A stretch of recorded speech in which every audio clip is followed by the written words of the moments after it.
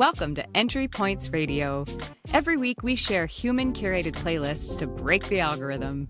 We're going to take a deep dive into new tracks, new humans, and new sounds to fall in love with from around the world. I'm Kate Bass. And I'm Richie Stagner. We founded Global Music Collective to discover and create new music across boundaries.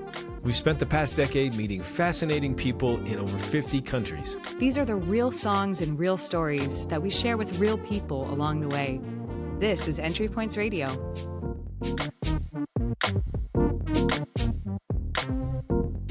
We're back! I gave it to you. You can see it in my face that I gave it to you. Wow, you let me win. I let you win. It feels bad. Well, it should feel good to I don't know. No, you're right. It feels terrible. I want to win fair and square, like Belgium over the United States. Oh God, we're not even 2 minutes in, and you had to make a World Cup joke. Look, it's funny to me that all of a sudden we're all soccer fans and everybody's like really big into soccer, and then 20 minutes ago it was like, oh, what's soccer? I don't like soccer. Soccer's a dumb sport. I only watch basketball and football. And I mean, to be fair to Americans, I don't think that I know many Americans who said it was a dumb sport. It's just not a sport that was popular here. And I was am fully enjoying the World Cup this year, but it was really depressing to, we talked about this on the phone the other day. I got depressed seeing how people so quickly turned from being like, oh, we're Europeans in America. We didn't know how great everyone was here and how nice people really are when you take away the politicians and you just put them in a room together. And then this thing happened. We can't put that in the podcast. But it still just kind of bummed me out how quickly everyone went from like brotherhood to like we hate I don't know. I'm still kind of conflicted on the whole thing. I am too. Not on the World Cup, just on sports in general. Like, fair I enough. love. Sorry. Broadly all sports. If you like sports, Kate is not your person. I'm not sure, but I like sports. People think I don't like sports just because I consistently make this. Yeah, like you know, I'm a baseball fan. I feel like you had something intelligent to say, and I talked over you. No, it was probably hardly intelligent, but I mean, it is interesting. There's a lot of soccer fans here in the U.S. that are psyched to see some football fervor. It's cool to see something different, to see a lot of different countries here in the U.S. enjoying the U.S. and a lot of parts of the U.S. enjoying other countries. And that's kind of been our work for the last decade or so is exchanging culture. And it's kind of fun to see that like sort of imported over here. I agree. You're squinting. I'm uncertain about the exchanging of culture when it's through something as divisive as sports. I don't know. It's just tough for me because like I want to love it. But it's really difficult how quickly people change. That's all. It's just really difficult for me. I have a hard time with it. I'm like, if you're friends, you're friends. And it's okay if one person wins this time and one person wins this time. And anyway, I know it's all about underhanded, shady goings on. But that's always the way of the world. It's not the everyday people who are underhanded and shady. Anyway, I just ruined it again. Sorry, we can start the podcast here. I'm in a mood today. You're in a mood today. Why? What puts you in the mood today? That's not the way to say that. This also doesn't need to go on the podcast. Maybe I just have to put all of this on the podcast.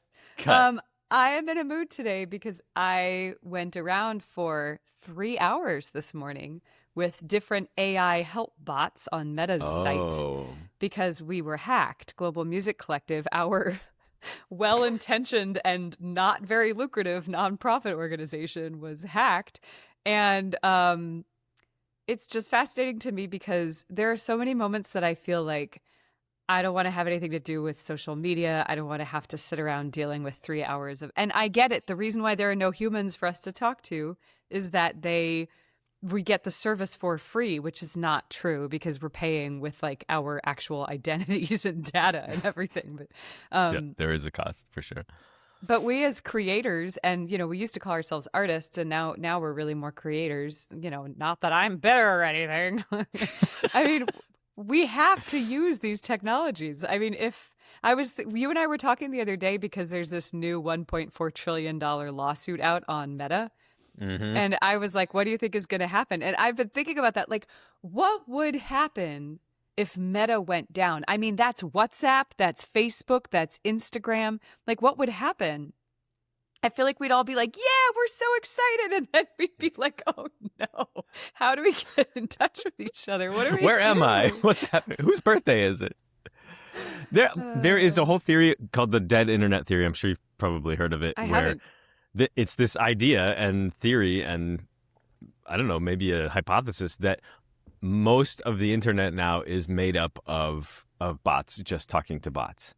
And because, I mean, I'm sure everybody's seen the AI ads that say like, oh, you can automate your posts or you can automate your accounting stuff. Everything can be automated, including your online persona. And there's this theory that basically everybody, on Reddit, Facebook, Instagram is just bots posting AI pictures and other bots commenting on it. And the rest of the humans I don't. So maybe, just maybe, if Facebook does go down, we won't actually notice anything at all. And the entire bot industry will collapse under itself. I don't know. Maybe, but then how will people know about any of the work that any of the artists are doing? Like, do we just go back to playing for people throwing quarters in a hat? I don't know. I don't know what the answer is. I don't know. It does seem like the best way that we've found to advertise so far seems to be our friends telling friends about it. So yeah, if you like Entry Points Radio, please go tell a friend. Please Richie, post about it on Instagram. Plug monster. I didn't know you were such a plug monster. Yeah, that sounds really it's wrong. disgusting. Plug monster. We can start the podcast now. Let's start the podcast again. Yeah, we did one recording on accident. This is now two. Anyway. Richie, your background is not blue. You have left the blue void. And I have escaped the blue void. Tell everyone Big where news. you are. Where am I? Well, I am in the Windy City, Los Angeles. The What is Big this? Apple. What is Los? Just City of Angels? Is that what they? I think it's City of Angels. Yep. As of 2 days ago, I am now a resident of Los Angeles, California. We packed up our little hybrid car with everything that we could fit in the back of it and drove through the desert into California. And we are here now. We live in Los Angeles. And Congratulations. It has been thank you. We've been gunning for this for 10 years. So, yeah, here we are. We were talking about how crazy it is when you have something that you've been dreaming about for so long or talking about or planning for so long, and then all of a sudden you're just there and there's this moment that you're like, oh. Yeah.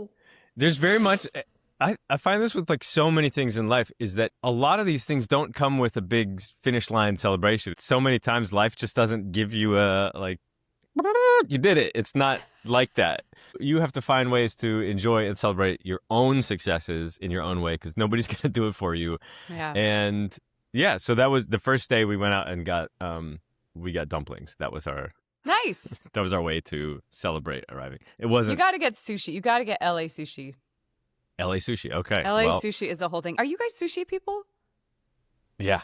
Absolutely. Okay. Which has been weird because Australia, you would assume, has amazing sushi being surrounded by all water. It's an island and there's fish everywhere. But the sushi game, sorry, Australia, is off point. It is not. It's not that great. It was the same problem in Alaska because, well, What? in Alaska, yeah. Well, I mean, I don't know what the reason is behind it, but most of the Alaskan fish, so sockeye salmon, all of the, the famous salmon in Alaska, they have these worms that you don't eat the worms, but you don't want to eat the fish raw. At least in my understanding of this, maybe there's some new innovative Alaskan sushi, but it's the same thing. You would think oh my God, this is literally salmon land. Not literally, but it is. It is salmon land. Yeah. And it's about as close to Japan as you can get in the U.S. I don't know. I feel like is it? Now I'm thinking about it. Maybe Hawaii's closer. I think Hawaii might be closer, but yeah. I don't know. I guess Hawaii does have good sushi. They have poke. That makes more sense. I'm hungry. Now I want sushi. All right, podcast over. You're in we'll LA, be back later. so you'll have no problem. You'll get great sushi. Okay, Great. We'll talk about that later. So anyway, Richie's in LA. This is all very exciting. Yes. I also have fun news that literally just came in as we were logging in, and I don't know if this is even worth mentioning, but I have just been allowed, invited, accepted into the Recording Academy. So All the He's stuff that real I've been. now. I'm a real musician after 20 years of recording and traveling. Now I can be. No, we did it so that maybe we could submit our India album and some of the other things that we've recorded and produced. We wanted to submit those for Grammy consideration, mostly to just bring more awareness and spotlight to the people we've worked with. That's the goal. But Yeah. that email came in today, so I'm pumped. Yay! Sushi is going to happen after this as a celebration. Celebratory for that, sushi. too. Yeah. That's right. Like you were just talking about your milestone of moving to LA and how we have these things that we build up. And I keep thinking it's like you kind of get used to the grind and the hustle and the climbing, that I always wonder if anyone ever feels like they just get to this point where they're like, I made it to the top. Now I can relax. You know, from what I hear, nobody ever seems to feel that way. It seems like it just kind of can. Once you get there, then you're worried about, how do I keep this? What happens if I lose this? What's next after that? And anyway, there's an insight into Kate's psyche for the day. That's very real. The people that we're staying with here for the first couple of weeks, they have some kids, and the first thing they asked me when they found out I'm in music is they asked if I'm a YouTuber. And they didn't even ask if you're famous anymore. It's just, are you a YouTuber? No. Well, that was. I'll rewind a little further. There's a story there. So my three nieces and nephew. My sister has 4 kids, and they're all lovely, and they all know that I do music, and they've seen my videos and songs and everything. And they've asked, like, "Are you famous, Uncle Richie? Are you famous?" And my answer is generally no. Part of the reason you ask this is that you get to go to school and say, "My uncle is famous, and your uncle isn't." And then when you look up my Instagram and YouTube, and we have 37. 29. 29. Sorry, I overshot it. The fish was this big. You're like, all right, so maybe he's not famous. So I don't want to like build it up for them, and then they go brag about a not so famous uncle. I've got some, fame in like the Z level, Z-lister, but. Oh, I mean, let's be honest here. Richie has many more followers than Entry Points Radio does. Fair enough. Go ahead. But anyway, so we were on the street out, and a friend of mine came by, and his kid recognized me from Rhythm Barnyard, and they actually stopped and came back, and his kid was like, "Are you Rickety Richie?" with kind of these like stars in his eyes, and I was like, "See, I am famous. Look, this is how famous I am." To have that happen in public, IRL, in real life, was cool. Do you want to tell everyone what Rhythm Barnyard is, and also like probably where they saw you? Where they saw me? It's going to come full circle. Where they saw how they knew about Rhythm Barnyard. What platform might they have discovered Rhythm Barnyard on? I see. Okay. So Rhythm Barnyard is a kids beatboxing show that I've created and produced like a whole season worth of episodes, and every episode I pick a new beat. It's a talking beat that I've like animated. A beat like a vegetable, everybody. Like a beet. A beetroot, or B-E-E-T, B-E-H. Very anyway, cute. very clever. And then you go around the barn and you pick up 3 different sounds from different animals, and then at the end of the episode you put it together into this cool song. Kids learn music, they learn beatboxing, they learn pattern recognition, linguistics, everything. And linguistics. I should probably say linguistics. They definitely learn linguistics. Any word in that sentence is like, clearly it should be linguistics. Anyway, so I've produced all these episodes, and we're really proud of it. We do some live stuff too, where we teach and perform. But it's all on YouTube right now, and that's probably where this young man found us and saw us. I have to say, I feel kind of ashamed when I think about. I've just never gotten into YouTube. I don't know. I did live opera for so long. That's not the kind of thing where you get a lot of like digestible clips to put up on YouTube, that are good recording quality. And I just never really got into that side of things. And it's interesting because if you go to my YouTube page, it's like there's like hardly anything there. There's some clip from when I was, I have like red hair, and I'm like, it's really abysmal. And it's funny because when you say this about Rhythm Barnyard, and I still hear from people all the time about YouTubers. And there's just these communities all over the place you don't realize until you kind of dive into it. And it's, of course, the internet is its own weird ecosystem of places to be. Yeah. My probably. YouTube is really like a desert of, of rocks, of not much color, and Desert not rock. much geologic interest.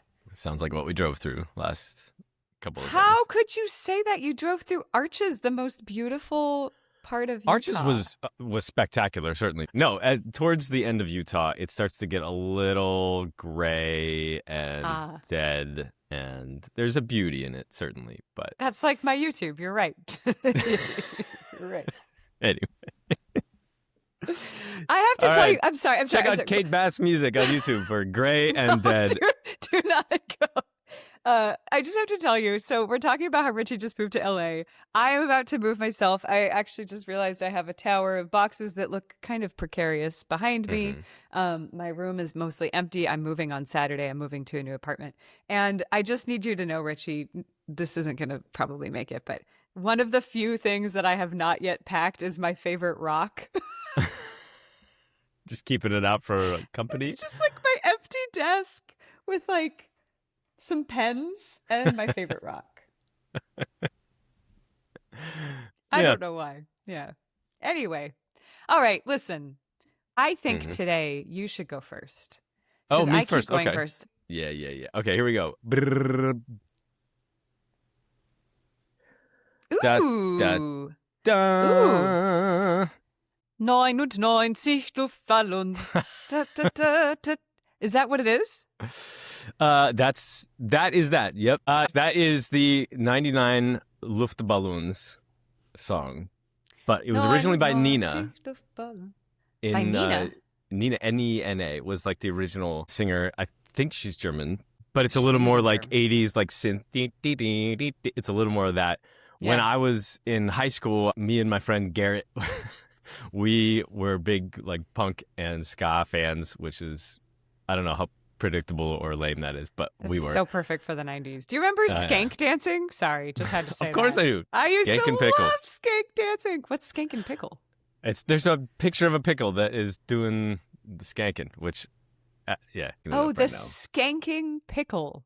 I see. I thought you said skank and pickle. Well, it has the apostrophe after the IN. It's not Skankin'. skanking. Skanking. So I had to, say it appropriately. Skanking. Anyways, so 99 Red Balloons. There were a couple of songs as a teenager that, I don't know. I think it's just like there are songs that really hit the right notes in your head. And me and Garrett would blast the song at full volume. And it would always just like get our energy going and get us hyped up. And I don't know why it was this song. At the time, I don't think I understood like anything about it or whatever. But my sister, who listens to this podcast, she was like, Hi, Megan. Where is the Richard playlist from high school days? And I was like, I got to put something on there. So 99 Red Balloons, that was the song. And it's kind of embarrassing, but Garrett, we would go over to each other's house and just stay there on a Friday and like, and sleep over and usually listen to music or play video games. And this song, we put it on one night and we got like so riled up that we started like kind of like wrestling and like kind of beating each other up, which as I'm like picturing that in my mind's eye, I'm like that probably looks pretty stupid. And in the process, I think one of us threw something and it hit the light on the roof, like the little light cover, the glass light cover, and it came shattering down. And this was like, you're teenagers and your mom's over in mom's room and you're making this bunch of noise. And we were like, oh, crap. And so we like turned the music off, laid down, and then realized there's just like glass everywhere. But we have to wait it out until like your mom either comes in or you're in the clear. She didn't hear breaking glass in your room. Did she find out? Did you guys get in trouble? Of course she found out. She didn't we didn't get in trouble because we took care of it. But I listened to it back again and I was like, what part of me got that excited from this song? Like, it's a fun song. And for those of you who don't know about skank dancing, I'm very sorry and I hope you learn. It's actually very fun. Will you demonstrate? No, I will not. Okay. So yeah, here's the skanking. Okay, well, I'm going to start back at the top of the list with Cautious Clay. we did this road trip from Colorado to Los Angeles, and in the process of that, you pass through this really extensive series of deserts, whether through Nevada, Utah, Arizona, and then California. And there is a specific tree in California that is very unique to the area. It's called a Joshua tree. It's another one of those kind of like sparsely produced tracks that has some cool vocals to it that I really like. But it's a funky looking tree, and we looked it up as we were driving. I was like, why is it called a Joshua tree? It was because like the people that were out there were all named Joshua. They were all named Joshua. This could be our tree, finally. Sorry. No. So the people that were out there as settlers, they thought it looked like Joshua, the prophet, that was outstretching his arms, which I was like, I don't know. I like my version better. Yeah, I did. Yeah, it seemed kind of tenuous to be like, that is a man's arms who is a prophet. It's like, okay, or a tree. That being said, it's a really beautiful desert, and as you like move through this road trip, the landscape keeps changing, and you've gone from this very like sparse, dead nothingness into the spot where these kind of scraggly alien trees are there to, I guess, greet you like Joshua. But Joshua Tree, it's a great song. I think it's also, I love the area. Joshua Tree is a great place to go hiking. Go hiking, yeah. All you those need plenty Joshes. Of water. All right. The next song on there is Temper Trap, a song called Burn. They have a song called Sweet Disposition, which I considered putting on there. Everybody's heard that, and it's always kind of makes its rounds into commercials, and I've used it as like inspiration for other songs. But I wanted to pick a song from them that was a little, I don't want to say B-side, because this one also made plenty of rounds. But I've listened to this song probably 150 times. The lead singer's voice, I can't really hit those notes, and it's always, the way it sits in the track is something that I really like, and I have to sing it in my falsetto. For those of you who don't know falsetto, it's like my voice is down here, la la la la la, but if I have to sing a high note, I have to switch and like yodel up, like that, like just to be alive. That, like, I can't sing that in my chest voice. I have to sing it in my falsetto or head voice, whatever. Yeah. Whatever you music nerds call it. Don't even get me started on my issues with the fact that it's called falsetto. Like, it's not your false voice. Anyway. I knew you were going to say something about it, but anyways, whatever voice it is, it's... Sorry. Kate and I will talk later about how the female voice couldn't possibly be real. Is that what that's from? No, I don't think so. But I mean, the truth is, like, women in general, our natural range is our head voice. So like da da da da da da da da. That's all my head voice. If I'm gonna sing like this, that's chest voice. But for men, you just have your voice or falsetto. Do you see where I'm going with this? I find that really kind of really too bad. But it's a term from many years ago, and I don't actually know the etymology behind it. But I've always kind of felt a little weird about it when singers talk about it.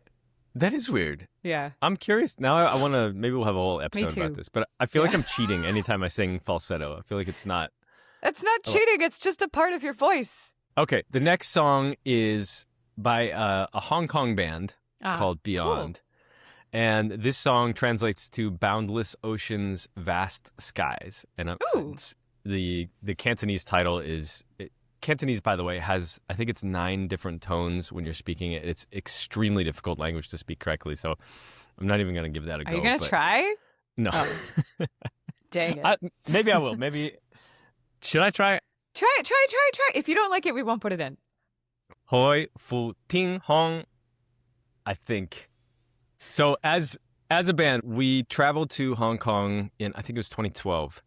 And it's become certainly one of my favorite cities, and almost certainly it's because we met some incredible people while we were there. We did a big festival, and all of the volunteers that came and sort of helped us out through the festival, they've become really good friends. As an early band, as a group of people that had no idea what we were doing and traveling to was essentially a very foreign country, they made us feel very welcome. And I think that's one of the most important parts of travel. And one of the reasons why I've started to look at travel differently is because Hong Kong, the language is different, the food is different, the way that you interact is different. I don't know the hotels, any of the customs and culture. It's so foreign, to use that word as accurately as I can. But getting to know people and getting to laugh and share food and language and joke about things, that made 100% of the difference. And so anytime anybody out there is traveling, I think it's nice to go to like these resorts where everything is curated, or the all-in-one hotels where you don't have to go outside. I would always recommend, like, forget that. If you can, if it's safe, like, walk out and go to the local market, or go see a person and struggle with the language for a little bit and try to be a nice person to them. And in return, I think your life is enriched fully. So I wanted to include this song on there. It's a song from this like super famous band in Hong Kong. It's a big, beautiful rock anthem. It's kind of a pro-democracy song.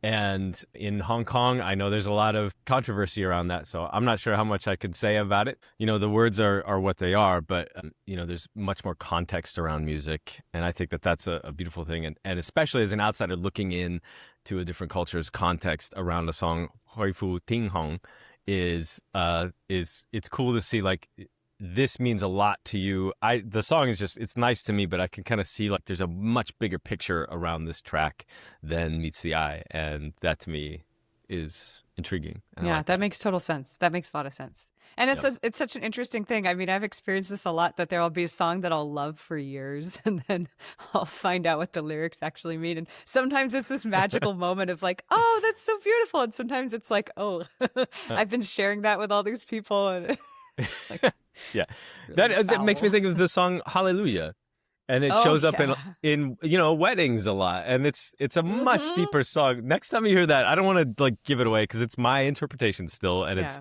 the song is written the way it was, but listen to the lyrics. It's a gorgeous song, beautiful song. Everybody's heard it and probably wept at some point to some version of it, but to include that as a straight up love song in a wedding, I was like, oh, there's more to the song. Not a cry that you hear at night. It's a cold and it's a broken hallelujah. Anyway, I agree with you. That's a really good example. Richie, years back when I was in high school, I got hired to sing at a wedding. And the song that they wanted me to sing as they walked down the aisle was the Titanic song, the near, far, wherever you. Okay. Well, that's cool. I'm really excited to listen to this song. Thank you. I don't know if I've heard much music coming out of Hong Kong, so thank you for sharing that. Certainly. Yeah, certainly. And think of it too, like they played this live a lot. And so think of this in the context of a big outdoor concert. It really kind of sets a cool tone. That's awesome. So go listen to it. It's a great song. I'm going to move on to the next two songs I've included as sort of like a couplet. And a couplet. I have a couplet in mind too. Have you now? So there are two songs on here. The one that I heard first was Things Done Changed by the Notorious B.I.G. And the second one was Lil Ghetto Boy, Dr. Dre, Daz and Snoop. They both use the same sample, and it's like a prominent vocal sample in there. It's actually the title of the Biggie song. That's the sample that gets played over and over in both of these tracks. And it's funny to me because I heard it and I was like, wait a minute. When I listened to Lil Ghetto Boy, I was like, that song, that's from another song from the other side of the country. And I think we have this idea that there was this huge East Coast, West Coast rivalry and bias and everybody hate each other. But that was completely contrived. A lot of these artists like Nas and Dr. Dre, like there's a lot of East Coast and West Coast rappers that would collaborate. And this sample, when I first heard that, it started to shake my head up and say like, well, wait a minute. And so listen to both songs. I think it's kind of fun to hear the sample, and it's indicative of the way that hip-hop works in general, or at least used to work, where you're pulling these samples that people recognize. And this was the first time that I recognized the sample from another hip-hop song rather than just from like a funk or a disco or a jazz track. That's very cool. So check them out. Kalobaisho basically means like it's super hot. And... It's slang, so if you're looking it up, it's in Portuguese. Ludom is what she goes by now. She is this incredible Brazilian artist. Her voice is just gorgeous. I got to work with her in a program in Colombia, as well as Zule Guerra, the next artist on there. But I wanted to kind of include the two of them on there, sort of in a honorific to World Cup teams. And I just thought of Brazil, and then I thought, oh, Ludom. She just has a gorgeous voice. And I remember doing this program. We went down to Colombia in Cali, and they brought in all these artists from different countries in South America, Central America, and even Canada. And it was like, what am I doing here? I'm a beatboxer, and I'm a great beatboxer and a great teacher and a great, presenter. But I'm here with these artists who were just insane. Their ability to write, to sing, perform, their knowledge of music theory is off the charts. And I think the cool thing about it, too, is that particularly in Latin America, you've got artists that are drawing deeply from Afro-Cuban experience and influence. A lot of what we have in the U.S. comes from that sort of lineage of music, and all the way up through ska and punk. It's sort of, departures and re-arrivals into rock music and jazz and blues and, and soul music. And it's like all of these kind of go back through that part of the world, at least for the U.S. And so when you hear somebody sing music that comes from there, you hear stuff that you're like, oh, that reminds me of this and this and this. Sort of in a way, the sample from the Biggie song and Dr. Dre's song reminds you of each other. This is like, it feels deep. It feels like I know this somehow. And I don't know how I know this because it's a different style. It's a different genre than I'm used to. But there's something familiar in there. And I think if you kind of listen to it, you can kind of feel, I know this is so esoteric, but give it a listen. Yeah. It's beautiful, and I don't even know what this means. You have to look this up, and it's slang. It's Brazilian slang. It's not even like straight Portuguese. It's like, well, it comes from a region. It's so specific to her and her experience, but it still feels familiar to my ear. And same with Zule's song El Viaje. She is more of a jazz singer. Another just absolutely gorgeous voice. And I think what intrigues me about her voice is that she does a little bit of scat style singing, but it's more like rhythmic. It's more beatboxy almost. And so this song kind of starts with her singing that. She's so like effortlessly bounces between notes and sings still with like such emotion. And she's lovely to work with. So I really wanted to include a couple of artists that I got to work with in Colombia, and they're fabulous singers and writers and musicians. And it was, That's amazing. Listen to it. I think you like it. I loved what you said. I didn't think it was esoteric. I think that it's a really interesting point. It's a beautiful, beautiful thing to reflect on the roots of popular music in this part of the world. And it's interesting also, it's probably a much longer conversation, but to think about popular music in Europe and how their roots come from very often from things like classical music, but then it mixed eventually with American rock. And now everything is all jumbled together. It's kind of a beautiful thing to think about how we all affect each other more than we realize we do, but we really do. It's just really cool to think about. So yeah, I'm excited to hear that. I remember, I said this last time, but I remember that program that you did and just being so blown away by all the musicians. So I'm excited. Yeah. Check these guys out. Okay. Departure How to Train from Your Dragon?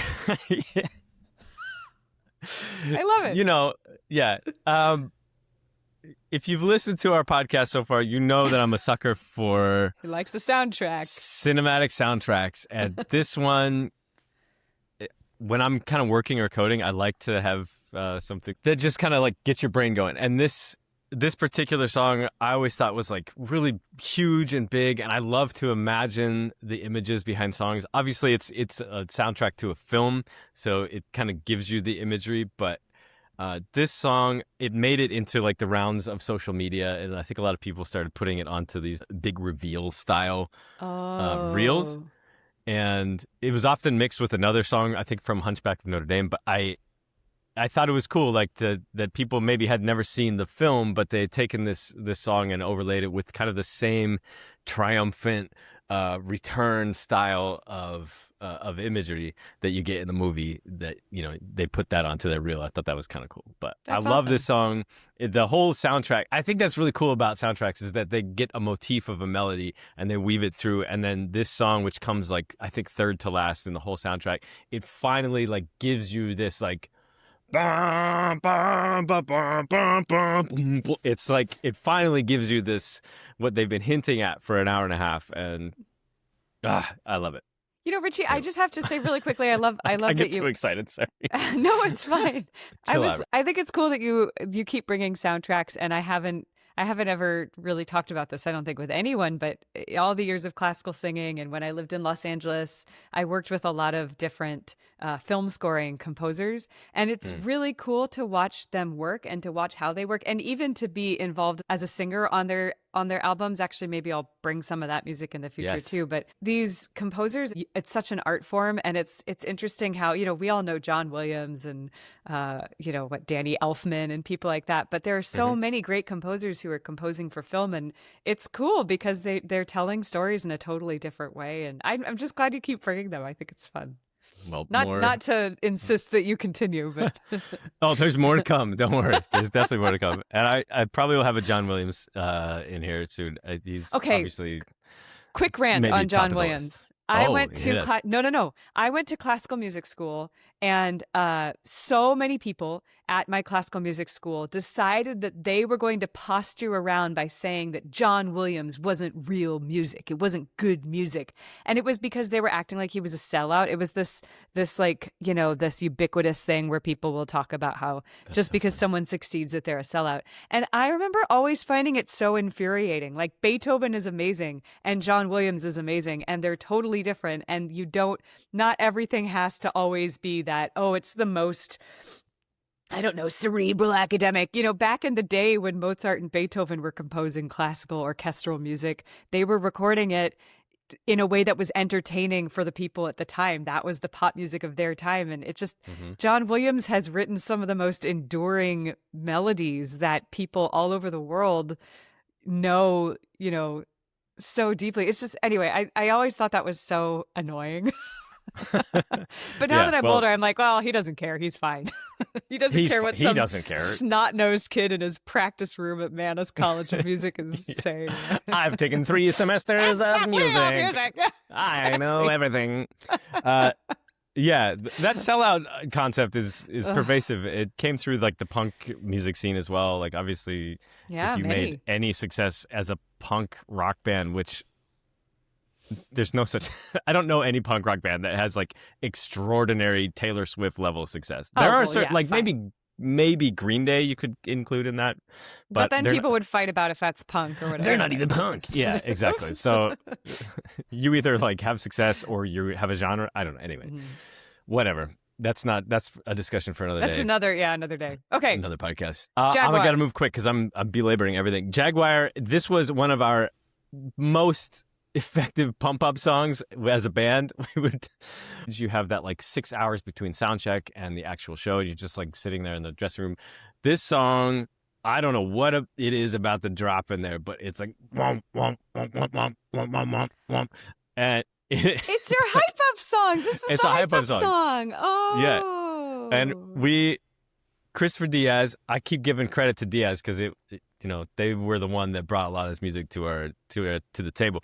But when it would come on, we all like would lose it, and it was like those little things when you push the button on the bottom and the giraffe like falls, and then you let the button go and it stands up again. Do you know what I'm talking about? Yes, I do. It's a stupid thing. Anyway, this metaphor is apropos because we would kind of do that like as if the button had been pushed and our limbs go loose. For those of you only listening, Richard is making an absolute fool of himself right now. This is great. But it's very evocative, and it's kind of like the what do you call those guys outside the gas station? The like air noodle wacky men? Waving, arm flailing, inflatable tube. I know I'm missing one. Family Guy has it down, but anyway, it was very much that. Listen to Jaguar. By What's a Knot. What's a Knot's a great like dance band that's been around forever. Dance band, EDM. I don't call it whatever you want, but dance band. Yep, I loved it. Next one on the list is some acapella. You know me by now. I am an acapella-ist. Acapella, I don't know what our demonym is. But this band is an LA band, and they are called Aurora. They used to be called Sonos, and they changed their name because that speaker system came in and basically like wiped out any SEO that they had. They're like, nobody can find us. Anytime you type in Sonos music, Sonos songs, it just is that. So they're like, we're going to change our name.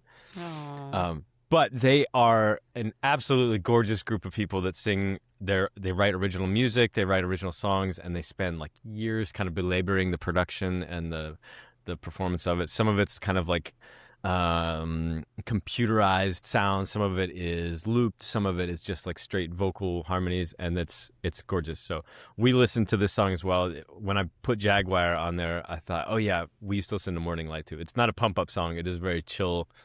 Good morning. We have a flight, and it's 5 a.m. So that's a pump up in a way. It is in a way, yeah. Sometimes like, that's the pump it's so up you early. need. I just need to feel good. Yeah. So check that out. Awesome. Any of their other songs are spectacular and worth listening. And then last on the list, I put Coldplay in here. Coldplay is certainly not a like a B-side band. Doesn't but need I think to be. it doesn't need to be. I had Green Day on last week. That's just true. I love this one of these songs on there, and you can kind of see it in the title. Includes hidden track. This is a lost art. So for anybody that did not grow up with CDs, you or tapes or anything, you missed the beauty of a hidden track, and that is after the last song in the album, there was like a minute of silence, and then another song would start playing. It never made the track list, and I was like, thought that was the most beautiful, wonderful thing ever, is a hidden track. Yeah. And I fell in love with the hidden track on there. Everything's Not Lost is a lovely song, and it's got its own place. So, but I want you to listen to it. You can kind of see the waveform. There's a little gap here towards the end. It's a 7-minute song, which means like the first 5 minutes is Everything's Not Lost, and then there's that like 30 seconds of nothing, and then the hidden track plays. And they've done it at a couple of their live shows, and it's absolutely spectacular.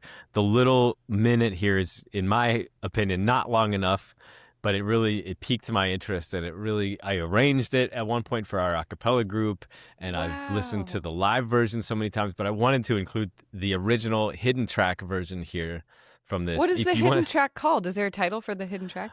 Life is for Living. Life is for Living. Yeah, the way they perform it here, it's this kind of like beautiful little, it might be an accordion or what's that instrument in India, the harmonium. Yeah, harmonium. It's kind of that, and just a voice, and it's kind of this like nice little folksy little, it's really kind of cheesy and sweet and lovely. And yeah, I remember I heard it in the car because I played the CD, and then, you're just driving around and you're like, oh, there's another song playing. What's going on? And I loved it. So I wanted to share that with people and maybe reignite the idea of hidden tracks. Yeah, thank you out for there. I don't think I ever even heard this track at all. So thank you for sharing this. My pleasure. Yeah. Hidden tracks. Hidden tracks. Take it back to the hidden track. Anyways, maybe that'll make it into the title of this week's podcast. Hidden tracks. If you're listening, this will actually post the playlist for Spotify and Apple on there, so you can listen to all of these songs and all of Kate's songs that are coming next, as well as, subscribe to us here on whatever podcast channel you're listening to. And if you got a minute, try to jump in there and leave us a review. It helps to like kind of spread our word a little bit. Yeah, it really helps right now. Oh my gosh. Yeah, don't leave us 4 stars. Oh my God. Yeah. What an insult. I've had a number of people who are like, oh, I've actually really been enjoying your podcast, but isn't there any way you can play the songs on the podcast? And I said this before, and I'll say it again. We can't do it because of licensing issues. And I also think we keep talking about the lost art of listening to music more intentionally, and it is fun. I do it myself now. I've been listening to our playlists throughout the week, and there's something fun about directly going to this playlist and listening to the music. So it's free. It costs you nothing, and it makes us happy. It doesn't, it's just a nice way to get to share this with each other. I hope that more people can start to listen to music this way because it's really enjoyable and it feels good in your mind and your soul. You know, it's not. Mm-hmm. Yeah. Fabulous. Yeah. Well, keep listening and keep changing your algorithm. That's the way to do it, by checking out these playlists. But that is my playlist. That is the end of that. Thank you. Thank you, Cheers. Richie. Applause. Thank you very much, Richie. It was a great, I'm very excited to listen to this. Yes. This week's playlist. I know there's a lot to, I think you're going to like a lot of it. Yeah. Because I think I know you by now, Kate Bass. I think you do too. I think you know me pretty well. All right, good. Well. All right, my playlist. My Yeah. I don't know what voice that is, but it's coming. Either. All right, folks, get ready for the inimitable Kate Bass, week 5. Inimitable this week. Wow. Uh-huh. Well, you are no longer a coffee pleb. A coffee Here we go. pleb. Here it is. Kate's songs. All right, what do we got? Ooh, all right. Okay. Yeah, my list is long. Okay. Okay, so here's the thing. I'm moving just to a new apartment, but for me, this is one of the first times in, I don't know, a decade that I've moved to a new apartment in the same city that I'm living, and not to some random country on the night train or, wherever. And like literally. Yeah. But so it's been an interesting experience packing boxes and just thinking about the new chapter that's already started. Anyway, it's a different way to move, and it's made me just very reflective. And so this week has a mixture of songs that I think I was listening to or thinking about because I was feeling reflective, and songs that I was listening to as I've been packing. But I also noticed something really odd about my list this week. And I don't know what happened, if like my cold, icy Kate heart like warmed this week or something, but there are so many songs here, not all of them, but so many songs that are tied to ex-lovers of mine. Oh, okay. It was actually kind of beautiful. So I don't know if you've started doing this, Richie, but I have this ritual where like the night before we record a podcast, I'll sit down and pour myself a glass of something and just listen to my playlist. Because I just find it interesting, because I don't know about you, but I'm genuinely kind of piecing these songs together and plopping it in the list during the week, as I'm like, ooh, that's a song that's really stuck out for me this week. Yep. Have you been doing I it don't that have way? a ritual yet. No, Yeah. but it does, like, I pop in my playlist as I go, like, through the week. Yeah. I'll just add different ones, and then usually the night before or the day of, I'll like try to arrange them in a way that feels like this is a more meaningful. cohesive list of music. Yeah. But I like your get that. ritual. That Well, sounds so nice. during my ritual, I realized that there was kind of a story here, and I know we're not trying to make every week a story week. Let's start at the beginning. I feel like you've created a playlist that starts at 1, so let's start at 1. Okay, I mean, I don't know if it starts at 1. It's just I am more chaotic than I seem and more organized than I seem at the same time. Richie's nodding because he knows it's true. I think Richie the other day was like, what did you call it? Spaceship Kate or something like that? Something like that. I don't remember. Yeah. Anyway, okay, so Jack White. When I had first moved to New York City, I was like 18 years old. I had this apartment that was actually a dorm bed in a terrible dorm that happened to be in the West Village. This was many years ago. And I walked through Union Square. Lo and behold, the White Stripes were playing a free show in Union Square, and I just stumbled on it. This, 18-year-old from Anchorage, Alaska, my first week or two in New York City. There it is, by the way, the weekly reference to Alaska. No, I already made it in the beginning. Oh, you did? I missed it. You just tune it out at this point. But so anyway, so I remember just watching Jack White, who is... Sorry, Jack White, if you ever listen to this podcast, but he's not the most objectively attractive human being. Sorry, Jack. But there was something about the way he performs. It was my first taste, I think, of like, oh, this is a rock star. Like, I was so attracted to him. And I remember also thinking it felt like the beginning of adulthood in a way for me.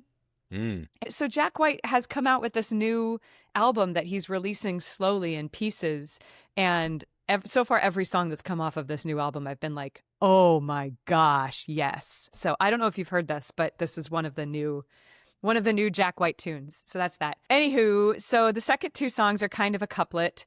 And even though they're really very different in style and genre, I think that most people know both of these artists, but actually it surprises me how many artists I think everyone knows that a lot of people don't know. So Andrew Bird is this indie performer who I discovered on Pandora, if y'all remember Pandora, the online app. Yeah, okay. And I had no idea until I saw him perform live that it was just this guy alone, this lanky guy in this giant theater. He had a looping pedal and a microphone and his violin, and he just would pluck different things on the violin and record it in loops in real time and then sing over it, and he filled the whole room. He's such an amazing musician. No. So anyway, that's Andrew Bird. I'm going to explain why these two songs are a couplet in a second, but also I think you'd pronounce it Licky Lee. She's just an awesome artist. And it turns out she's from Sweden, which makes sense when you hear the style of her music. Just meaning it's got this kind of Nordic, like EDM pop vibe. Mm-hmm. It's very cinematic. I think one of the most prolific songwriters in pop music, Max Martin, is Swedish. And there is this successful pop writing that comes out of Sweden that makes it into American and Western, if you will, pop music. And this sound that I think has really dominated a lot of what pop music is for the last 40 years, frankly. Well, and it's funny, I have to tell you, I had a student years ago when I taught at Los Angeles Community College, a guy named Gabriel, who was super awesome, really talented guy from Sweden, ended up moving back to Sweden, got a job at a songwriting house, writes the tunes for BTS, the K-pop group. And I keep being like, oh man, Gabriel, like, throw your old teacher a bone, hand me some of those millions. Anyway, yes. Probably doing all right with that. So these two songs, I put them on my list this week while I was packing, and both songs got me in my nostalgia because I went through a divorce when I was right out of college. I was one of these people who got married to her college boyfriend, wonderful human being. I got married to my college boyfriend, and within about a year and a half, we realized it was not the right decision for the rest of our lives, and we still had our lives ahead of us. And so we made the choice, the very painful, very difficult choice to divorce. And the memory that I have of these two songs is so special to me because I don't think I had ever lived entirely on my own. I had always lived with roommates. I had always lived with a partner or with my family. And I remember this moment. I'm in my late 20s. And I had left the house that I owned with him and moved back into New York City, where I was living for a very long time. And I stayed at a friend of mine at the time. She had an apartment on Central Park North that was this very sweet, very beautiful one bedroom that overlooked the park. And she had a grand piano. She was a classical pianist. She wasn't there. She was on tour. And I was just living alone in this apartment, like, oh my gosh, talk about milestones that you don't know how it's going to feel until you're in it. And for some reason, I have this memory of this day in particular that the sun was shining in through the window. I had gotten like an iced coffee from around the corner. I went back and these songs started playing. And I remember just feeling like, oh my God, I'm going to be okay. And I'm starting to realize there's some songs I'm going to talk about on this list that still have pain inside of them for me.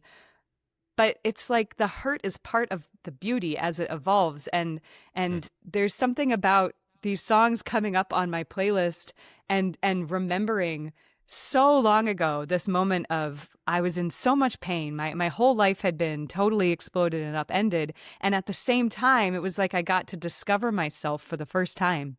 Yeah, every time I hear it, it takes me back to this really beautiful time of loss and rediscovery. And so anyway, that's the first two. That's so cool. I think you have nostalgia of this song there and nobody else will have that. And of course, probably 30 million people have listened to this song, whether they've known it or not, and they have their own memory of that. I think that's the temporal nature of music is beautiful because if you like it, it's almost certainly because you were in a place that it hit you right at the right moment when it impacted you. I think all of our music tastes really have that. That's not what makes music special, I think. So That's a cool story. Thanks for sharing that. Yeah, I mean, there'll be more. This list is a lot. We only have 3. Well, there's something about the Rachmaninoff Piano Concerto, actually, that I can bring to what you're talking about. So the Rachmaninoff Piano Concerto, this friend whose house I was staying in, we had a very painful friend breakup many years ago. Very painful. We do not talk. We are not on talking terms. She was a very close friend of mine for many years, an absolute prodigy at the piano. One of the most beautiful pianists I think I've ever heard, to be honest. And sometimes relationships don't cut it. Sometimes things go wrong and it's irrevocable in some way. You know, the love, of course, is still there. It's just the ability to be in relationship is no longer accessible. And I think it's interesting. We all talk about romantic breakups and the heartbreak that we have from romantic breakups, but oh my God, a friend breakup is so painful. And it's almost more painful because we don't know how to talk about it. This person is someone I spent so much of my life with and shared so much with. And just because it wasn't romantic doesn't mean it wasn't devastating to lose. So anyway, this friend of mine, she was a brilliant Rachmaninoff pianist. And I remember so many times living in New York City, I got to go to all of these really random places that she would be practicing or places she was doing performances because we were like besties. And sometimes it would be in this extremely wealthy, powerful Manhattan townhouse of like an arts patron of hers or something, or she did performances at different embassies in New York with the chandeliers and the marble everything, and we'd get all dressed up. Or sometimes it would be like, I remember her practicing this piano concerto and this movement there was a like dusty room that Steinway, which is the maker of one of the greatest grand pianos out there. And they had the storeroom. That's the word. They had a storeroom in Manhattan that was just this kind of dusty, fluorescent lit room that was full of these incredible multi-$1,000 grand pianos. And she just got to practice in there once. And she was like, hey, can you come listen to me play through this before I play it with an orchestra? And oh my God, she played the second movement of the Rachmaninoff Piano Concerto. And it was like my heart just like, I don't expect everyone to understand what makes, a classical piano concerto great. But when you listen to this and you hear how the orchestra starts and how the piano comes in and the theme that the piano plays, it goes da da da da da da da da da da da da da da da da da da. There's something about it that just feels like it's out of an epic romance movie or something. And because it's so beautiful, I have memory. This song has evolved in so many different circumstances in my life. I had a male best friend many years ago who I had this When Harry Met Sally, thing that never really turned out. And I remember going to hear a performance of the Rachmaninoff Second Piano Concerto with him.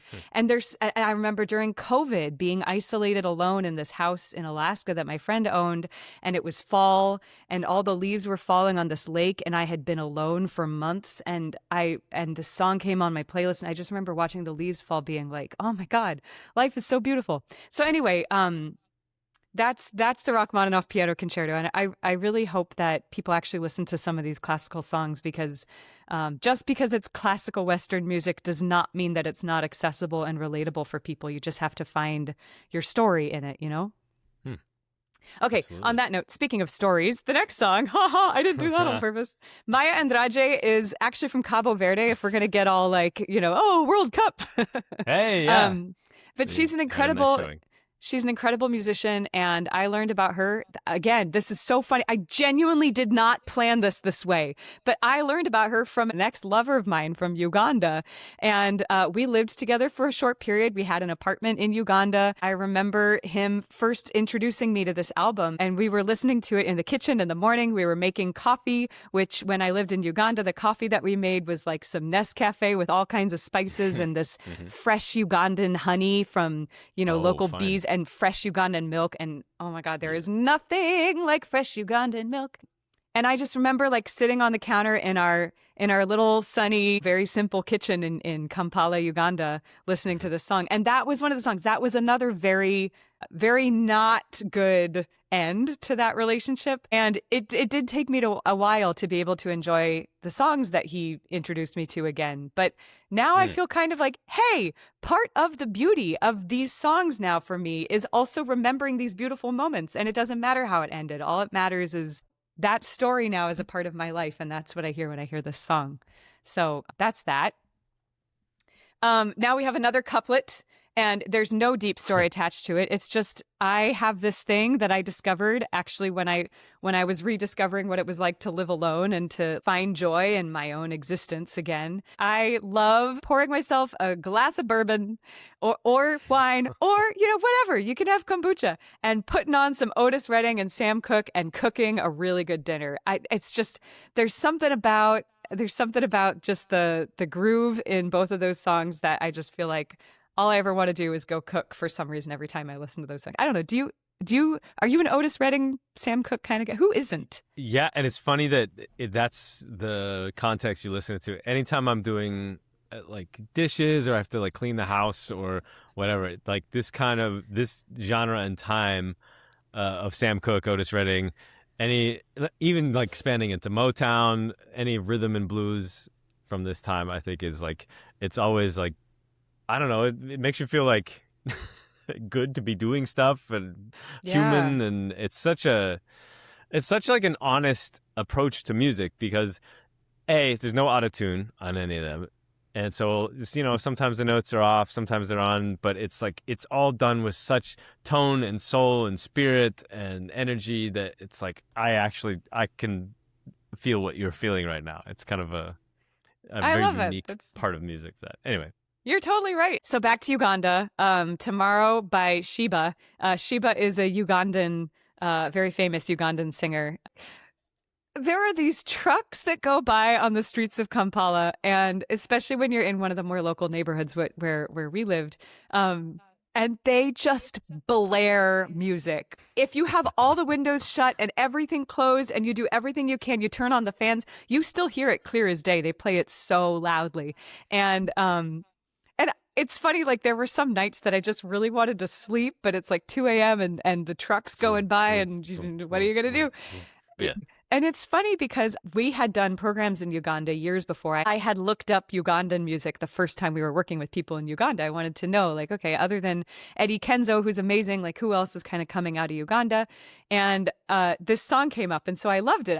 It's just a really fun song. It's not super deep. It's just fun. But I remember once I lived in Uganda hearing the song blaring on those loud trucks and just being like, oh, Shiva. So anyway, that's now a positive memory. So here we are. We're on song number 9. So High as a Kite has become just a part of my regular rotation. I love them. They're an amazing band that comes out in Norway. I've known this guy since we were in junior high, and our friendship has persisted and grown. And he lives now in like the northernmost reaches of Norway. I asked him once, what's the good music coming out of Norway? And he told me about a bunch of great musicians, which I'm sure will pop up because he's got great music taste.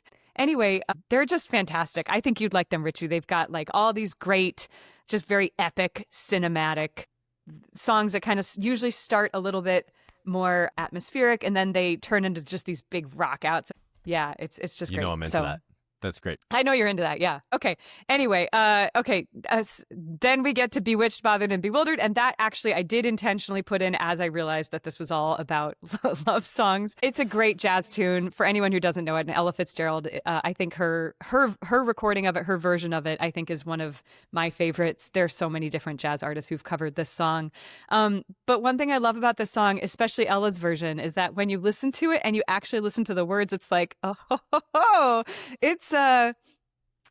it's a little randy in parts, but it's also just talking about this experience of yes, I don't know, I say it, but she's also talking about the experience of just kind of like, oh my God, I don't want this to be happening, but like, what am I gonna do? And it's like the human heart.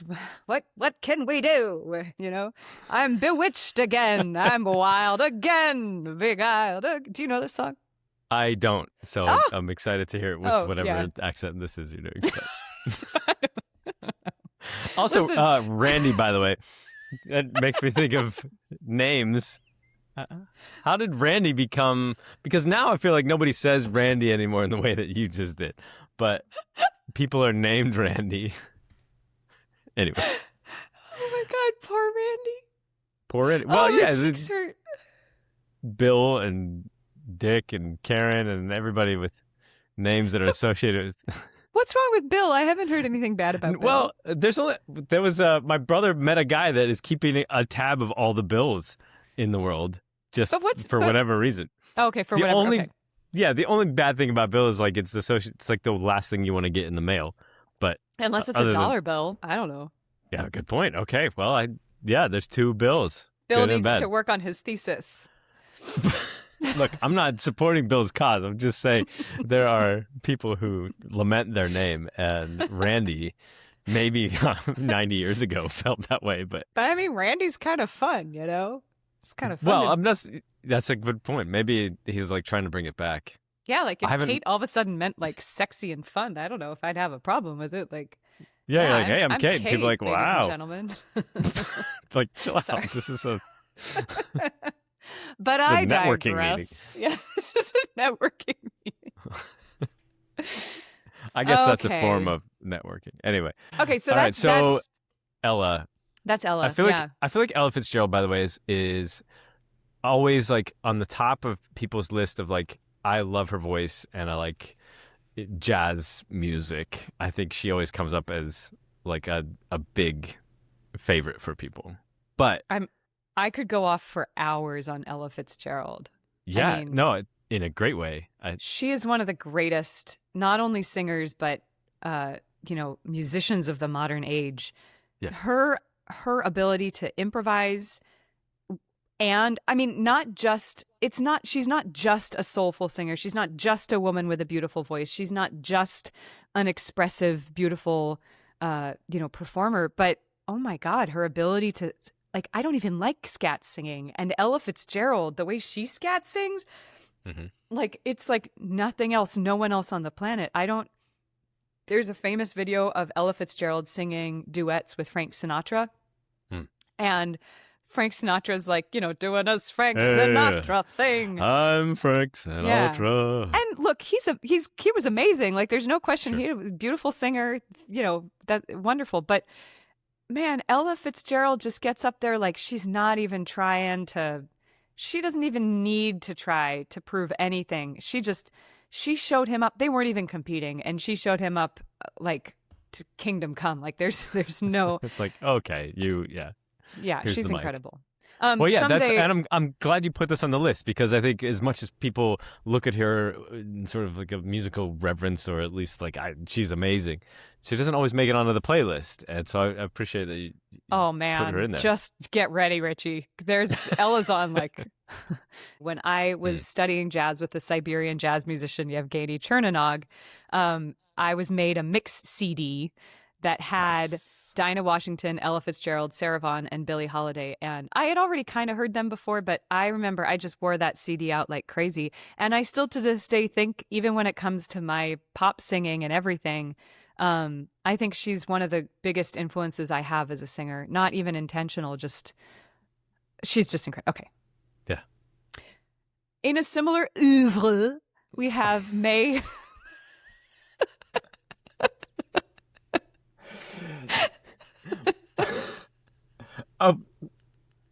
Go on.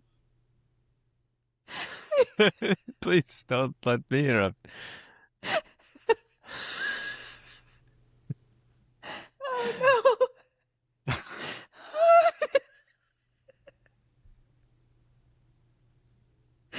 Okay, we're derailed.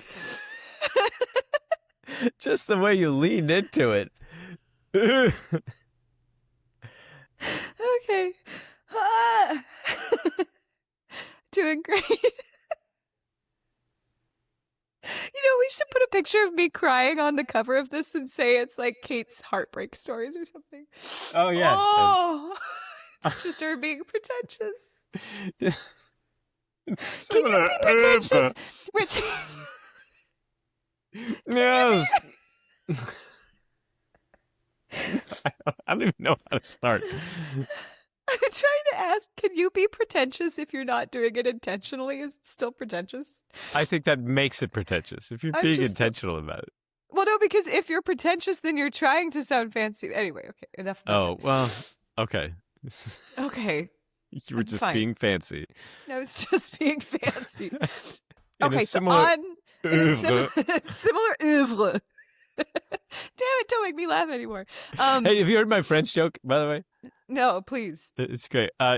In France, if you ask for an omelet, they only make it with one egg. Did you know that? Because it's enough. It's enough. One egg is enough. God. Thank you. That ruined the laughing fit. Thank you very much. Wow. It's a good dad joke. It's a good dad joke. It's a good dad joke. It's good material. It's better than... No, you haven't. I haven't heard it. It's very good. I just speak French. You didn't... So I figured it out. You didn't laugh appropriately enough. It was well, funny I figured it out. I was too proud of myself. Here, you can get me back. Where did the wasp go when it was sick? Where did the wasp go when it was sick? Some kind of hive joke? Some kind of beehive? Nope. Some kind Less of stinger? intelligent. Less intelligent.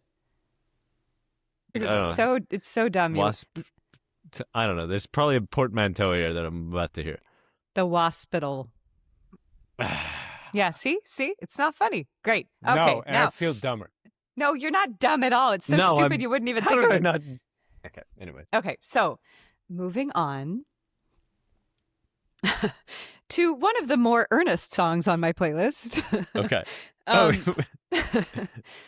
don't know if you've ever heard of May Erlewine. Have you heard of her? Erlewine? I don't know how you say her name.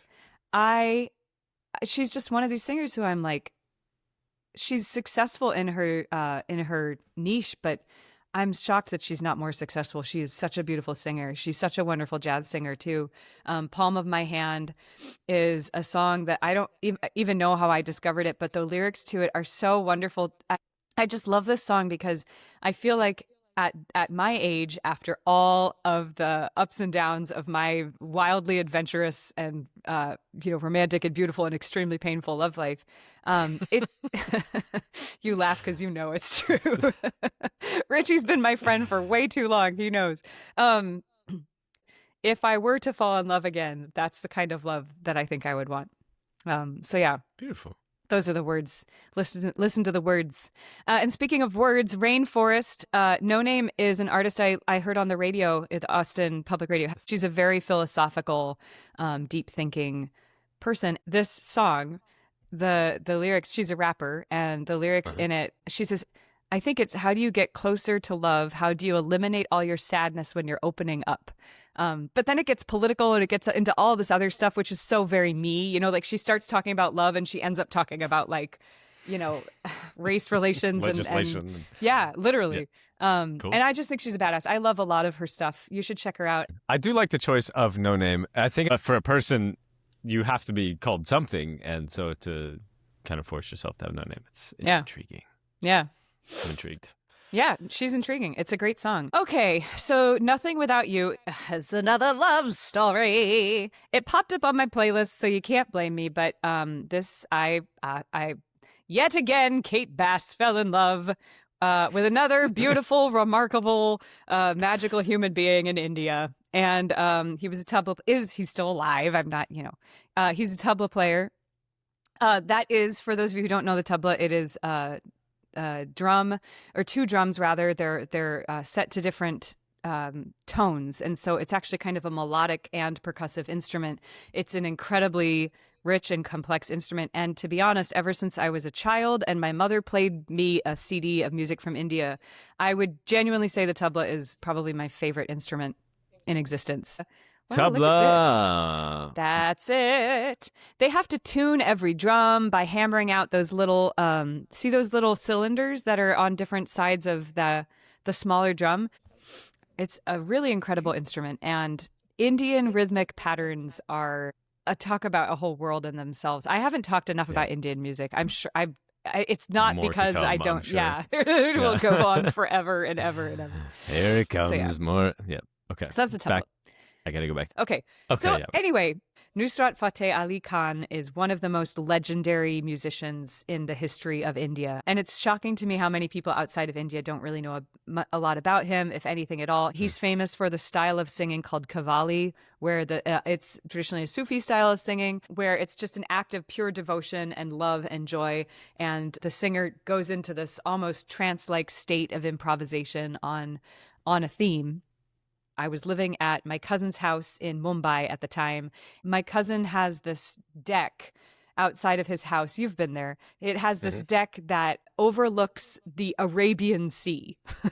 It's on the edge of Mumbai, and Mumbai is just, there's such a special place.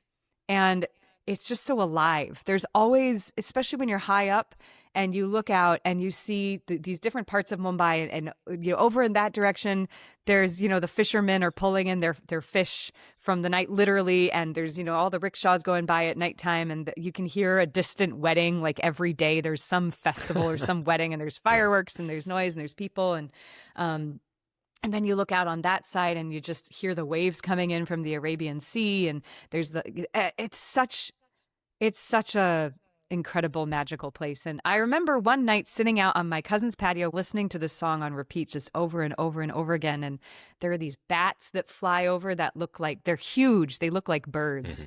So I have this beautiful memory of this song and the feeling of waiting for this person I was so excited to see. And for me, so many of these songs carry bittersweetness with them. You know, I still feel these pangs even talking about it. And at the same time, I want to share it on our podcast for the few people listening, because I think that the more we can remember why music is important and why music holds these emotional worlds that are important to honor and to love, I think that we can maybe connect deeper with our humanity and get out of these algorithms and get out of this background music. And okay, the Kulin and Au bord de l'eau. The Kulin is a choral piece, actually, and it was just in my head last night. It's a beautiful song. Is that the translation of it? The Kulin means the fair-haired one? It means either the fair-haired one or the beloved or something like it. That's from Gaelic. But the poem is a translation from Gaelic, and it's this beautiful, I added this yesterday because I was thinking about love, and it's this beautiful expression again of love. And it's these two people. It says, "Come with me under my coat." And they just sit together out on the side of the hill, and we'll talk until we get tired of talking and there's nothing left to do but to just, you know, be. And I remember singing it in a choir at some point in my life, and just being so affected by how beautiful and simple and yet deep the song was. So I wanted to share that. It's such a lovely concept too. I think as relationships go on, I think you've said all your jokes and you've commented on all these things, and sometimes like there's no need to say anything else, or you can kind of just wake up and exist for a while and move through your day and just experience the world. And when you're with somebody for long enough or close enough, maybe you don't have to talk about everything, but you can kind of just say like, oh, I know what you're feeling right now because I've known you long enough and well enough to like experience this. And that's kind of a beautiful moment where it's like we've said it and we're just here experiencing the world. That's a really kind of special moment, I think, the passion.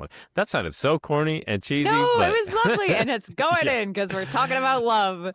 You know, I think the whole like, oh, we're going to do love songs for Valentine's Day, that really makes me want to vomit. And so for me, I decided to keep my list all lovey-dovey because I don't know, to me it's very organic and natural that this seemed to be on my mind this week. And well, I've heard love is a big topic in music, so it's, to leave that out is. And that's the other thing is impossible. I like that a lot of these songs aren't actually even about love. Some of them are, but I like different expressions of it. It gets a little tiring when you know that it's just written to appeal to, you know, your hormones or whatever. But anyway, on the same note, this is another couplet. So the cool one is about just sitting together. Come with me under my coat. We'll just watch the world go by. Au bord de l'eau. Au bord de l'eau is. I know. You know what's funny? Is I studied French since elementary school. I'm just being it out. You can say that.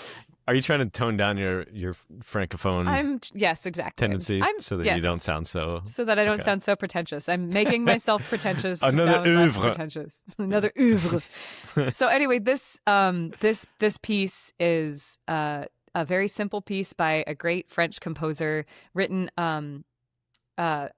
composed over a poem that was written, and the lyrics are very beautiful. Basically, it's also just about you're just sitting on the bank of the water, and it's these two people who are you're just with your love, and you're just watching the world go by, and that's kind of how life is. It's just this kind of, I don't know. And when you hear the music, you hear the piano goes dum dum dum, and the singer sings s'asseoir tous deux au bord du flot qui passe. So you can kind of hear like the waves lapping in and the two people just sitting under the breeze. It's very evocative once you know what it's about. That can I say something about that too? Please. Okay, so Au bord de l'eau, the title is similar to Sitting on the Dock of the Bay. Yeah. And it's speaking of Otis Redding. I think this like idea of musicians that happen to have the same experience and then wrote similar songs or different songs in their own style based on that same experience, I think is really cool. You had a song, I think it was last week, that was, I think it was Quando llora la guitarra, like when... Oh yeah, the when Peruvian the guitar song. weeps. Yeah, it's the same title as like While My Guitar Gently Weeps. It's like they have kind of these same experiences and ideas, and then end up writing a song about it. I think that's something I don't know. I like to think about. So yeah, it's beautiful this that it's became pervasive. Yeah, exactly. This is from what, the 1800s or something. You know, it's like exactly. And last time you were at the edge of a water where there's a lake or a river, an ocean, maybe you had a nice moment, and to think like you too could come away with a beautiful piece of music from that. It's a cool shared human experience. That is a really good way to put it. Just like all these emotions are shared human experiences, even the symbolism behind the emotions becomes shared too. It's kind of And just really quick thing about Ellie Ameling, the singer. She was my hero, one of my heroes growing up. The other singer next to Ella Fitzgerald, probably, who influenced me the most in terms of my classical singing. And I got to sing for Ellie Ameling. And Ellie Ameling said something to me that I'll never forget. She said, "So you've got a beautiful voice. So what? There are a million Steinways in the world. It doesn't matter. It doesn't matter how beautiful the instrument is. It matters what you do with it and how you express with it." And I just remember being really, it sounds like she was being really mean to me, and she was being very hard on me, but it really affected me, and it kind of got me out of this pageantry that we so easily fall into when we're performers, of just like, who cares how pretty your voice is or how smart you are or how, good looking you are, whatever it is that that we all how rich you are, whatever it is that we have to kind of feel superior with. What matters is what you do with it. It's not. So anyway, that's great advice. How many music critics or teachers or people have come up and said, "Oh, that was lovely," and it's nice to hear and nice to know that, but to actually have some advice like that is so helpful. I would rather hear that any day. But. Very formative advice in my life. Okay, the last song, I'm just going to say the last song first before I end on Hejira, because Hejira is so special to me. But the last song is this awesome, I've just been packing to it. It's a Saudi song, obviously, because it's a Saudi. And it's a bunch of like rappers. And I saw a video of this on Instagram recently. They're all just kind of like on a rooftop somewhere jamming on this together. And it's just really good. And I just feel like it's got a great beat. And I'm just into it. I'm into the vibe of it. You're into the vibe. I'm curious about, so they've used a 7 and a 3 in their name. Yeah, I was curious like where that comes from, because the 7 and the 3 in Arabic numerals sound different than we would say it, or is it more for the symbol? I don't know. What is it? Tell me. It's street Arabic. So when you translate Arabic or transliterate it or whatever, when you turn it into English letters, there are certain vowels in Arabic like we were talking about this the other day, that comes more from the throat.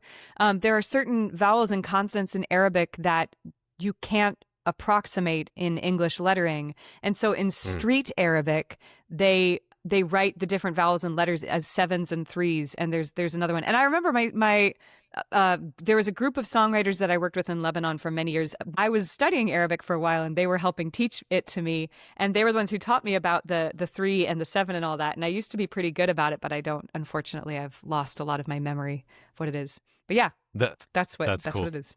Yeah. Okay. I like it. Okay, so my final song, Hejira, Joni By Mitchell Joni is Mitchell. Yeah. yeah. So we're talking about Ella Fitzgerald. We're talking about Ellie Ameling. Joni Mitchell. I have goosebumps just thinking about her. She's talk about a bard. I just think she's one of the deepest, most important influences in my life, and her songs and her music have come up at different times in ways that I've never expected it. And of course, Joni Mitchell's Blue album, she's so famous for. Everybody knows Both Sides Now, or many people know Both Sides Now. There are a lot of really famous songs that she wrote, especially on the Blue album, like California, different songs like that. I'm sure I'll have many Joni Mitchell songs on my list throughout the course of this podcast. But Hedjira, I didn't know. And this was another one of the most painful breakups of my life. I was flying back from Lebanon after my first long trip where I went to Eritrea, which we spoke about, and Lebanon, and my life was completely changed. And I knew I wanted to work in cross-cultural diplomacy. I knew that it was like what I had been looking for all of these years of my life. It felt like this whole part of myself opened up that I didn't know was there.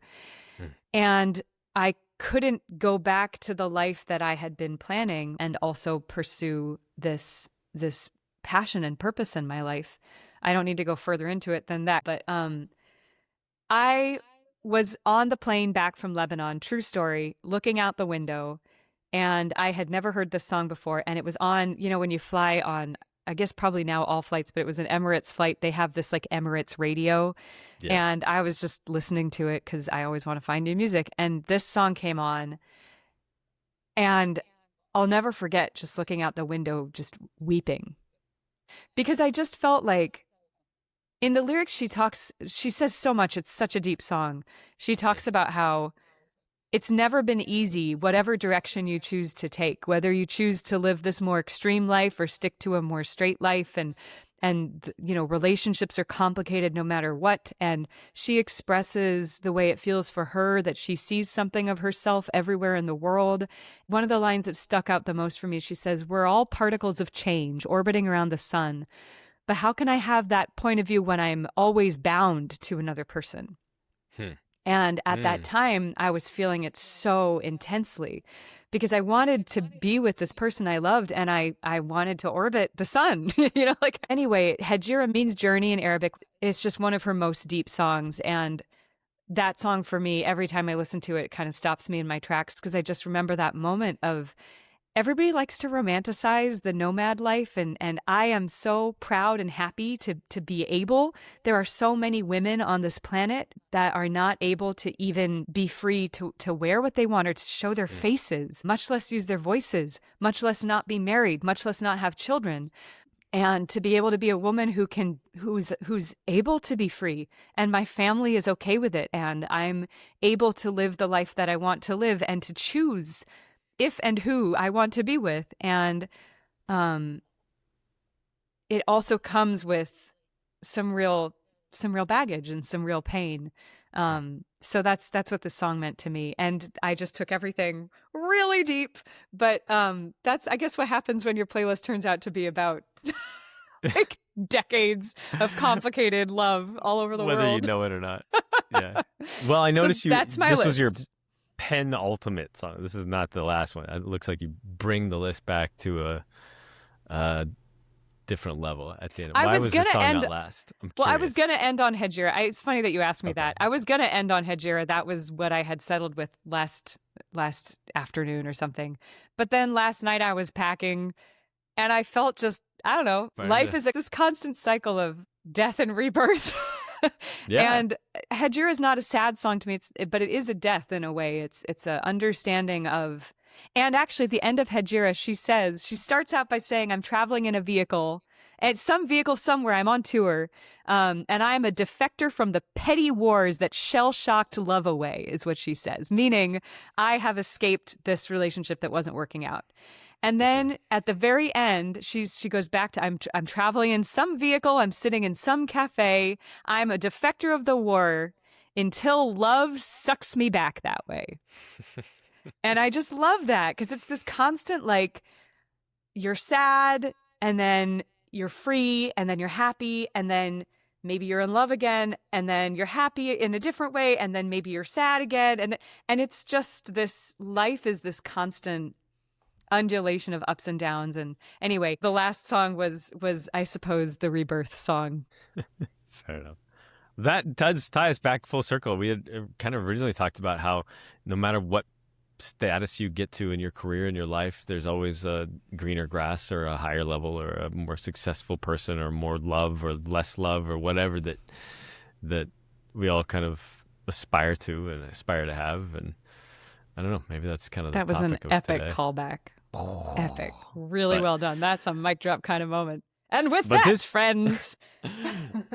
No, this song too. I mean, what you just said really makes me miss the radio, the way it used to be. Yeah.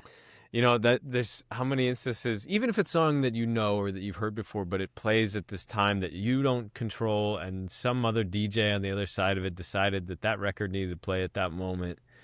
That doesn't really happen anymore. It's, iHeartRadio tells you what song you're listening to now, and that's it. And, not to say that radio hasn't always been sort of driven by a giant record company and blah, blah, blah, but the humanity, I think, has been sucked right out of it. Yeah. So I don't know.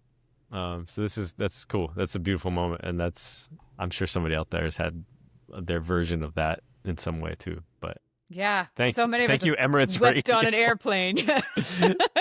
Oh yeah, that's I made the mistake or the good fortune of watching The Whale on a plane. I don't know if you've seen that. I haven't seen it, but I've heard about it. Anyway, the end of the movie came and I'm just like, and of course it's the moment where we're like, would you like a juice or a sandwich? I'm like, yes, I'll get a tomato juice. Do you have any chicken? Yeah, you're out of chicken. Okay, vegetarian's fine. Anyway, But don't you? I feel like I feel a little comfort in it now. Whenever I see someone else crying on the plane, I'm like, I get you. It's all good, man. Yeah, but you Let can't it go out. and like fizz bump like, yeah, cry on a plane. No, That's what, you let them. Yeah, let them Yeah. have their I know. time. What God, solidarity. Richie, in- the number of planes I've cried on, to the number of crazy ass places. I can't even. It's crazy to think about how many really weird meaning like unexpected parts of the planet I have been flying to and crying. Like,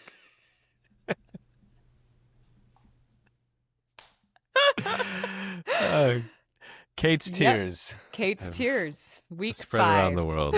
Thank you, music, and whatever this career might be called. Anyway, well, wonderful list. Thank you for discovering the theme therein and bringing us some morsels from all over. Yeah. Thanks all over for your life, and Thanks yeah, for this is great. listening. It's funny how themes kind of pop up that we don't even intend, you know? Yeah. Yeah, as intentional as you try to be and think like, oh, I'm going to put this on there. It's just music always has this way. But you're like, no. This is Yeah. what it's really about. You don't know what you're doing. Yeah. It's kind of cool. Yeah, it is. So I'm going to do the plug thing one more time. If the you plug want thing. to, if you need to do this. You got to go and listen to these playlists. We post the full playlist that Kate and I have come up with. We'll put them up on our accounts, and so we want you, now that you've listened to us talk about them, to go listen on Spotify, Apple, Amazon, wherever you have your music. But it's the way to break your algorithm, change it up, and shake up what you hear and choose what you listen to. You are in control, and at least if you're listening to our podcast here, you can say, all right, there's some meaning behind these songs that I didn't know before, and you can shape your world to be something a little different than the algorithm decides it ought to be. Yeah. Boom. Yay. There you go. Share our podcast. Tell us what songs you think ought to be popped into this podcast. We want to share it and hear what you got. But until next week, that's it for me. Is there anything else to add, Kate Bass? No, I'm all out of stuff. I'm ready for some lunch. Oh, All right, wow, are we okay. done? We're done. We're done. I think we're done. That's it. Bye. Bye.